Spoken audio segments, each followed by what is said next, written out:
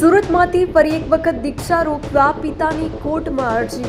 7 વર્ષની દીકરીની દીક્ષા રોકવા માટે ફેમિલી કોર્ટમાં અરજી કરવામાં આવી છે।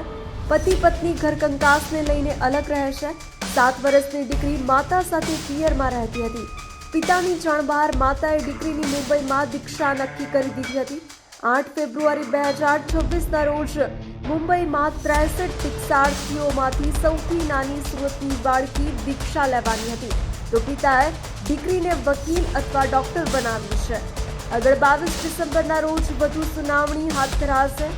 આ નિયમ મુજબ પિતા અને માતા બંનેની સંમતિ હોય તો જ દીક્ષા લઈ શકાય। સ્વાતિ મહેતા। સ્વાતિબેન, શું કહેશો 7 વર્ષની દીકરીને દીક્ષા આપવી એટલું યોગ્ય અને એને પિતા કઈ રીતે રોકવા માટે અરજી કરી છે, ત્યાં શું છે? પિતાએ ફેમિલી કોર્ટ સુરતની અંદર અરજી કરી છે। 7 વર્ષની દીકરી એટલે બહુ નાની ઉંમરની દીકરી છે।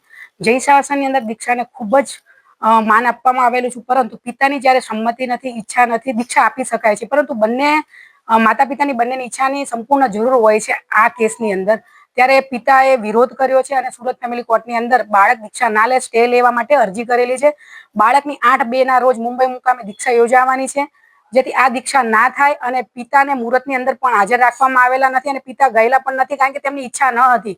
બાળકની પૂરતી ઈચ્છા છે કે બાળક ભવિષ્યમાં ભણી અને સારી વકીલ કે ડોક્ટર બને, પરંતુ બાળકને 1 ધોરણ સુધી અભ્યાસ કરી આવીને ઉઠાવી લેવામાં આવેલી છે, જેથી તાત્કાલિક ધોરણે નામદાર કોર્ટની અંદરથી સ્ટે લેવા માટે હાલની અરજી કરવામાં આવેલી છે। પિતાની શું ઈચ્છા છે, ધમકી શું મળી રહી છે, બાળકીને શું બનાવવું? બાળકીને તેમને આગળ અભ્યાસ કરાવવો છે અને પછી આગળનું ભવિષ્ય તે નક્કી કરવા માંગે છે, પરંતુ પિતાને અરજદારના ભાઈ એટલે કે માતા દ્વારા, એના ભાઈ દ્વારા અનેક ધમકીઓ મળવામાં આવે છે કે જો દીક્ષાની અંદર તમે વચ્ચે આવશો તો પછી તમારું આગળ શું થાય છે તે ખબર નહીં પડે, જેથી પિતાએ ગભરાઈ છે સુરત પોલીસ કમિશનરની અંદર પોતાની સિક્યુરિટી અને સેફટી માટે અરજી કરેલી છે।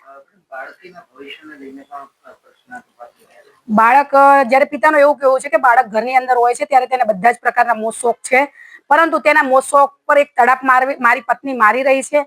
બાળકને ટીવી જોવાની પણ ઈચ્છા છે, બાળક મોબાઈલની અંદર પણ જોવે છે, બાળક નીચે રમવા પણ અન્ય બાળકો સાથે જાય છે, ત્યારે આ બધી વસ્તુથી બાળકને સતત રૂમની અંદર રાખી અને ધર્મનું ભણાવવા માટે ખૂબ જ દબાણ ઊભું કરતી આવેલ છે।